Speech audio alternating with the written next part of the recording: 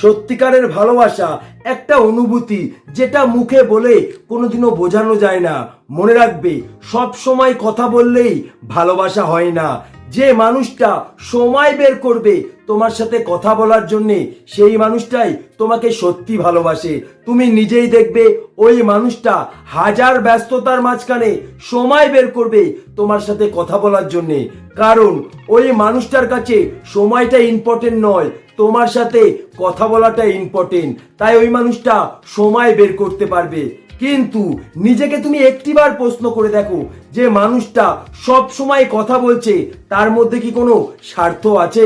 মনে রাখবে, স্বার্থের জন্য এই পৃথিবীর মানুষ তোমাকে ভালোবাসবে, কিন্তু বিনা স্বার্থে সেই মানুষটাই তোমাকে ভালোবাসবে যে মানুষটা তোমাকে সত্যি ভালোবাসে। মনে রাখবে, ভালোবাসা সম্পর্ক কোনোদিনও স্বার্থ দিয়ে তৈরি হয় না, সেটা তৈরি হয় নিঃস্বার্থ। তোমার মায়ের চোখের দিকে তাকিয়ে দেখো, তোমার কি মনে হয় ওই মানুষটা তোমাকে কোনো স্বার্থের জন্য ভালোবাসে? তোমার মায়ের চোখের দিকে তাকালে তুমি বুঝতে পারবে ওই মানুষটা তোমাকে কতটা ভালোবাসে। এটাই হচ্ছে সত্যিকারের ভালোবাসা।